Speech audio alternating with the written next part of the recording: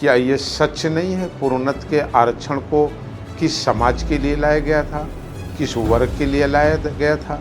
70% लोग जिला पंचायत के अध्यक्ष हो जाएं तो अगर सवाल होगा तो कहाँ गया अनुसूचित समाज का, एसटी का, महिलाओं का आरक्षण कहाँ गया उसमें? अब सवाल ये है कि आप सत्ता में रहेंगे, आप दूसरी बात करेंगे और दूसरा काम करेंगे। देखिए, बड़ी हास्यप्रद स्थिति है ना।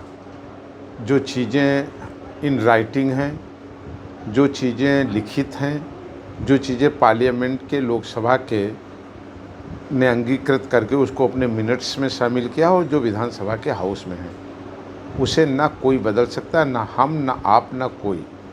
क्या देश भूल जाएगा प्रोन्नत के आरक्षण पर किस पार्टी के सांसदों ने उस बिल को फाड़ा था?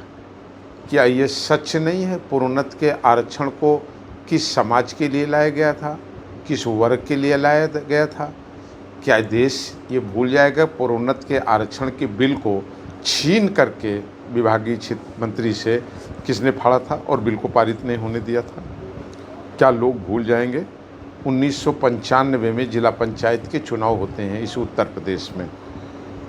कैसे आप कह सकते हैं एक जाति के अकेले 70% लोग जिला पंचायत के अध्यक्ष हो जाएं तो अगर सवाल होगा तो कहाँ गया अनुसूचित समाज का, एसटी का, महिलाओं का आरक्षण कहाँ गया उसमें? अब सवाल ये है कि आप सत्ता में रहेंगे, आप दूसरी बात करेंगे और दूसरा काम करेंगे। अब सत्ता से बाहर रहेंगे तो आप दूसरी बात करेंगे। ये देश के लिए कितना दुखद यह बयान है कि अगर हम परिवार के 5 लोग सांसद ना होते तो ये पार्टी टूट जाती। मैं समझता हूँ यह परिवारवाद को सीधा बढ़ावा है, देश को एक लोकतंत्र के विरुद्ध गलत संदेश है। जहाँ आज लोकतंत्र में जनता ये चाहती है कि सत्ता एक परिवार में न रहे, वहीं एक परिवार को ताकत देने वाला ये बयान निश्चित रूप से दुखद है। देश के लिए, लोकतंत्र के हित में निश्चित रूप से खराब है, और कहीं ना कहीं लोगों की जो मनसा और भावना है उसको आज ये एक्सपोज करने वाला भी बयान है। क्या सच नहीं है 2024 में जिन पार्टी के लोगों ने सीना पीट पीट करके देश की गरीब जनता के बीच में जा कर के कहा कि इस बार देश में आरक्षण ख़त्म कर देगी भाजपा, क्या ये सच नहीं है कि इसके लिए ढिंढोरे पीटे गए? क्या सच नहीं है कि बड़ी सोशल मीडिया कंपनियों को हायर करके लोगों को झूठे बयान दिए गए? और जब तीसरी बार भारत के यशस्वी प्रधानमंत्री आदरणीय नरेंद्र मोदी जी ने शपथ लेने गए तो उन्होंने उसी संविधान को प्रणाम करके, और उनका पहला देश के लिए बयान था, इस संविधान को उनके रहते हुए ना कोई छेड़छाड़ कर सकता है, ना आरक्षण को ख़त्म कर सकता है।